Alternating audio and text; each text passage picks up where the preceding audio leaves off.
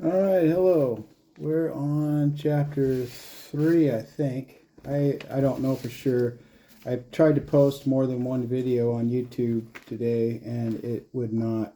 I mean, it posted it, but it's not visible. So I was able to share it with my family first thing this morning, but now when I go to visit my page, it's not there. But yet it still plays when I check it on my phone. So I don't know what's going on there. Maybe they have a limit per day.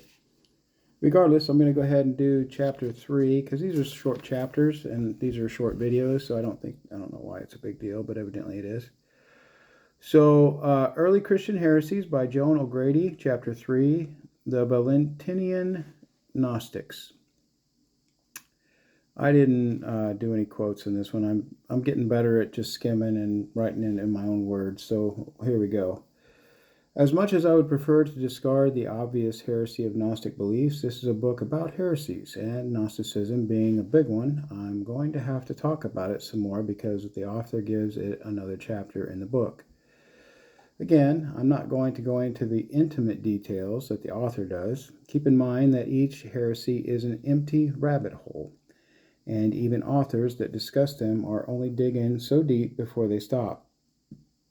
Even if you go through all the work of digging out the entire empty rabbit hole, you still end up with nothing.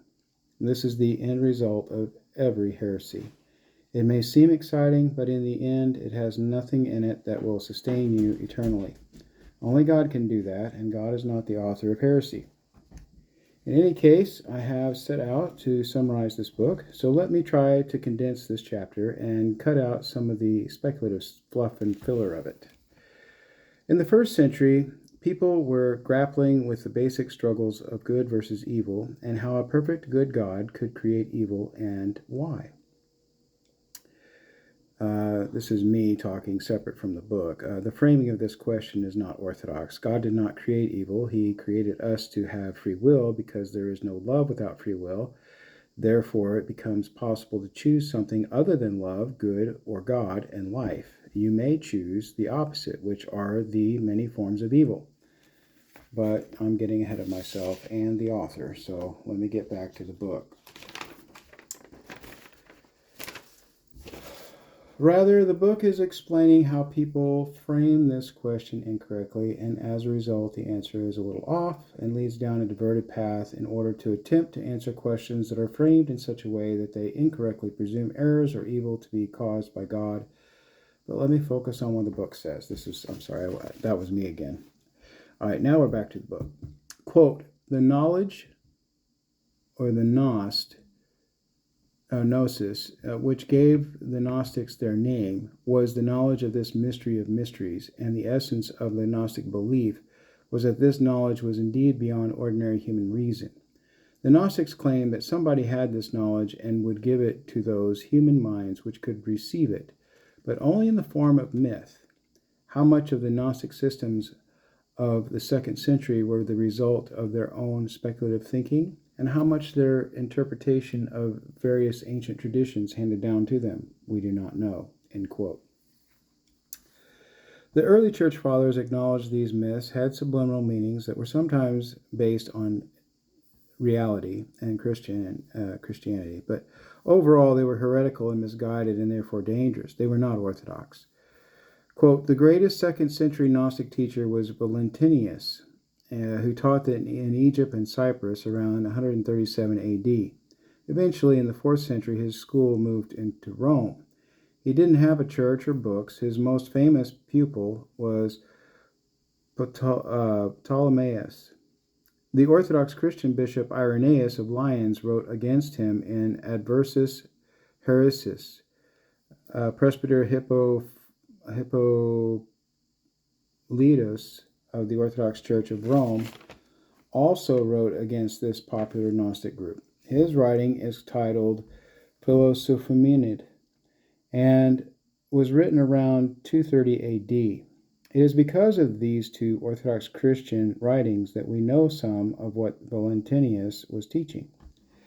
Valentinius thought of himself as a Christian. It seems he was trying to make Christianity into a philosophical system that would be more acceptable to the pagan societies of Greece and Egypt.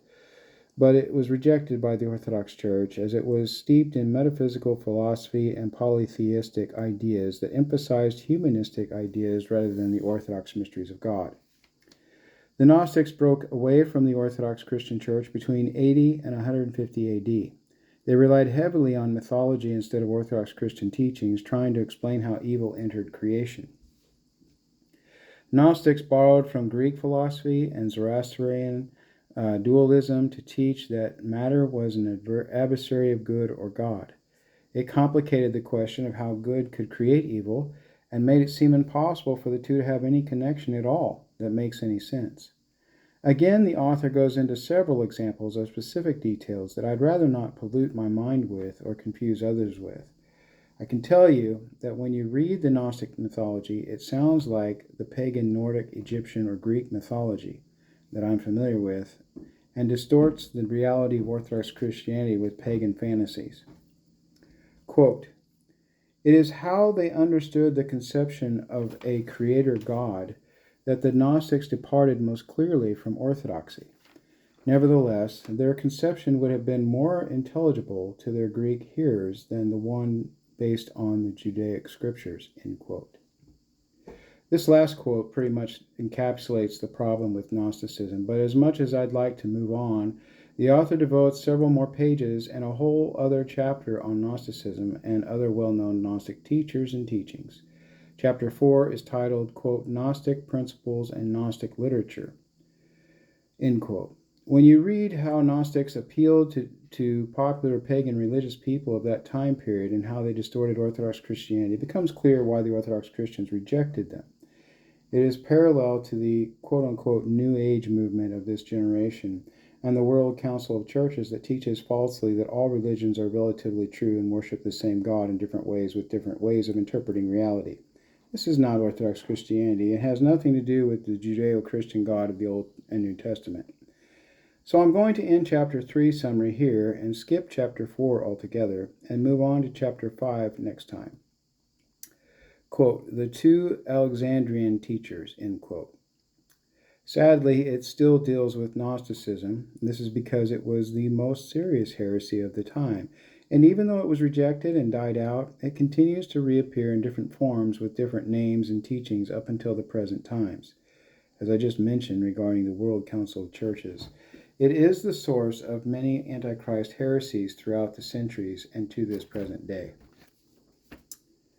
And that is my third chapter, the Valentinian Gnostics, book summary of Early Christian Heresies by Joan O'Grady. So I hope this is informative and interesting, and if you like it, please say so and subscribe and pray for me, a sinner. God bless. Over and out.